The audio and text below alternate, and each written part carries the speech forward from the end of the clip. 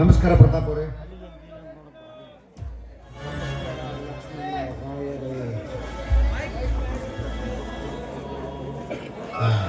ನೋಡಿ, ಇದೇ ತಿಂಗಳು ಕೊನೆ ತಾರೀಕಿನಲ್ಲಿ ನನ್ನ ಮಗಳ ಮದುವೆ.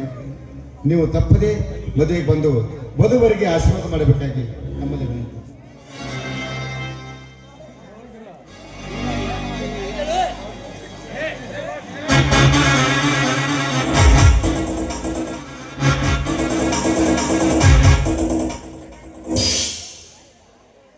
ಆಯ್ತು ಲಕ್ಷ್ಮಣರಾಯರೇ, ತಪ್ಪದೆ ಈ ಮದುವೆಗೆ ಬಂದು ವಧುವರರಿಗೆ ಅಕ್ಷತೆ ಹಾಕಿ ಶುಭ ಹಾರೈಸುತ್ತೇನೆ. ಆಯ್ತೇ? ತುಂಬಾ ಸಂತೋಷ. ನೋಡಿ, ಇವ್ರು ಯಾವಾಗಲೂ ಶುಭಕರಿಗೆ ಅಷ್ಟೇ ಬರ್ತಾರೆ ಅಪ್ಪ. ನಮ್ ಸಾವುಕಾರ ಆಶೀರ್ವಾದ ಸಾಕ್ಷಾತ್ ಶಿವನ ಆಶೀರ್ವಾದ ಇದ್ದಂಗ. ಯಾಕ್ರಿ ಶಿವ ಬಾರ್ಸರಲ್ಲ ಅಡಿಗೆ ಅಲ್ಲಿಗೆ?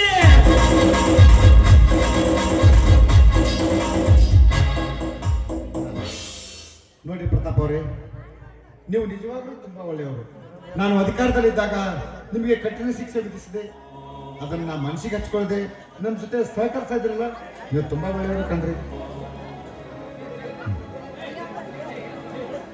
ಛೇ, ಇದೇನು ಲಕ್ಷ್ಮಣರಾಯರೇ, ಆ ಹಳೆಯ ನೆನಪುಗಳನ್ನ ಪುನಃ ನೆನಪಿಗೆ ತಂದುಕೊಳ್ಳಬೇಕಾಗಿತ್ತೇನು? ನೋಡಿ, ಆ ಸಂದರ್ಭದಲ್ಲಿ ನಾನು ಅಪರಾಧಿಯ ಸ್ಥಾನದಲ್ಲಿದ್ದೆ, ನೀವು ಅಧಿಕಾರದ ಸ್ಥಾನದಲ್ಲಿದ್ರಿ. ನಿಮ್ಮ ಕರ್ತವ್ಯಕ್ಕೆ ಅನುಗುಣವಾಗಿ ನನ್ನನ್ನ ಕತ್ತಲೆ ಕೋಣೆಗೆ ಕಳಿಸಿದ್ರಿ. ಹೇಗೋ ಏನೋ ನನ್ನ ದುರದೃಷ್ಟ ವನವಾಸ ಮುಗಿಸಿದೆ. ಜೈಲು ಶಿಕ್ಷೆ ಅನುಭವಿಸಿ ಹೊರಗೆ ಬಂದೆ. ಹೋಗ್ಲಿ ಬಿಡಿ ಲಕ್ಷ್ಮಣರಾಯರೇ, ಆ ಹಳೆಯ ನೆನಪುಗಳನ್ನ ಪುನಃ ನೆನಪಿಗೆ ತಂದುಕೊಳ್ಳಲಿಕ್ಕೆ ಈಗ ನನಗೂ ಇಷ್ಟವಿಲ್ಲ. ಇನ್ ಮುಂದೆ ನಾವು ನೀವು ಹತ್ತಿರದ ಆತ್ಮೀಯರಾಗಿರೋಣ. ಆಯ್ತೇ? ಆಯ್ತು, ನೀವು ಹೇಳ್ದಂಗೆ ನೀವು ಆತ್ಮೀಯರಾಗಿ ಇರೋಣ. ಸತ್ಯಪ್ಪ, ನೀನು ಕೂಡ ನಮ್ಮ ಮಗಳ ಮದುವೆಗೆ ಬಂದು ವಧು ಮಕ್ಕಳಿಗೆ ಆಶೀರ್ವಾದ ಮಾಡಬೇಕು. ಆಯ್ತ್ರಿ ಶಿವ, ತಪ್ಪದ ಬರ್ತೀವಿ. ಹನುಮಂತನ ಬಿಟ್ಟು ಬಾಲ್ ಇರುತ್ತೇನ? ಹೌದಲ್ರಿ ಶಿವ? ಹೊಡ್ರಿ ಮತ್ತೆ ಅಲ್ಲಿಗೆ.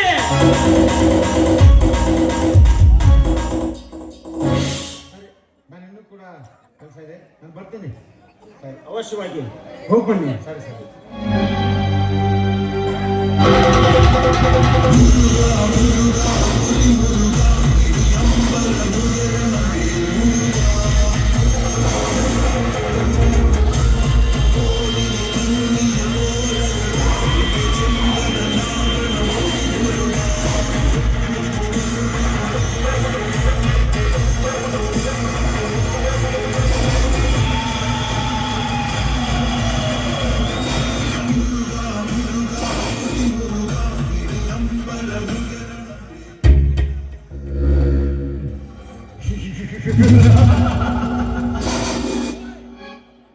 ಸಾವಿರ ಆಸೆಗಳ ಹೊರೆಯನ್ನ ಹೊತ್ತು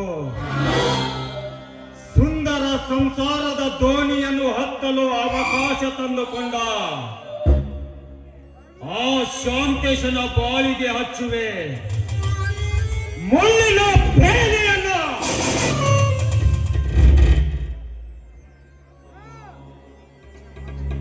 ಸತ್ಯಪ್ಪ, ಬೇಟೆಗಾರ ಬಯಸಿದ ಬಯಕೆಯ ಜಿಂಕೆ ತಾನಾಗಿಯೇ ಬಂದು ಬಲೆಯಲ್ಲಿ ಬಿದ್ದಂತಾಯಿತು.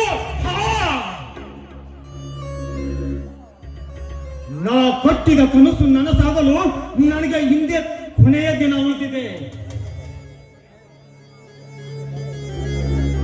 ಸತ್ಯಪ್ಪ, ತಕ್ಷಣವೇ ನೀನೊಂದು ಮುಖ್ಯವಾದ ಕೆಲಸ ಮಾಡಬೇಕು. ಏನು ಕೆಲಸ ಹೇಳ್ರಿ ಶಿವ? ತಪ್ಪದ ಮಾಡ್ತೀನಿ. ಸರಿ, ಹಾಗಾದ್ರೆ ಬಾಯಿಗೆ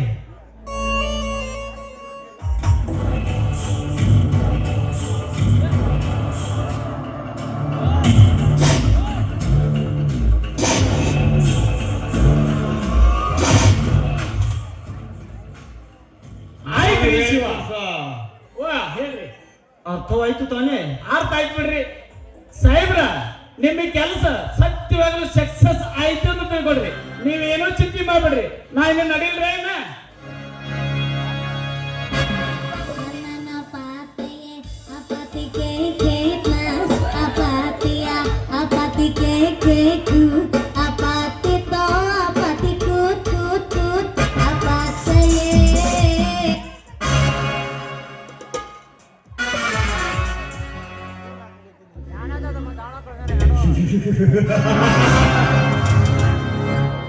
ನಾಳೆ ನಡೆಯುವ ಮಂಗಳ ಕಾರ್ಯದಲ್ಲಿ ಶಾಂತೇಶ ಹಾಗೂ ಪದ್ಮ ವಧುವರರಾಗಿ ಕೂಡುವರಂತೆ ಆ ಹಂದರವೆಂಬ ಅರಮನೆಯಲ್ಲಿ.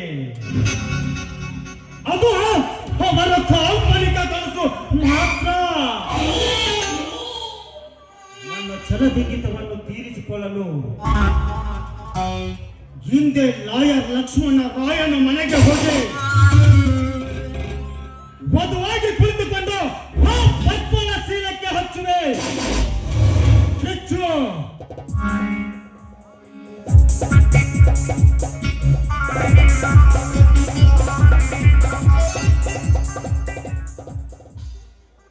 ಪದ್ಮ, ನೀನು ಯಾವತ್ತಿದ್ರೂ ನಾನು ಮುಟ್ಟಿದ ಧೂಳದ ಹೂವಾಗಿ ಮನೆಯಲ್ಲಿಯೇ ಕೂಡಬೇಕೇ ವಿನಃ ಆ ಶಾಂತಜನ ಸತಿ ಸ್ಥಾನ ತುಂಬಲು ಮಾತ್ರಕ್ಕೂ ಸಾಧ್ಯವಿಲ್ಲ. ಮಾತ್ರಕ್ಕೂ ಸಾಧ್ಯವಿಲ್ಲ.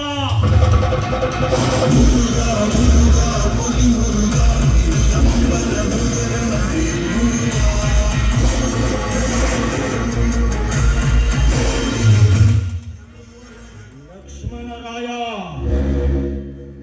ನೀನು ಎದುರು ಹಾಕಿಕೊಂಡಿದ್ದು ಸಾಮಾನ್ಯ ವ್ಯಕ್ತಿಯನ್ನಲ್ಲ. ನಾನ್ಯಾರನ್ನು ತಡೆಯೋದಲ್ಲ, ನನ್ನಂತರದವ್ರನ್ನ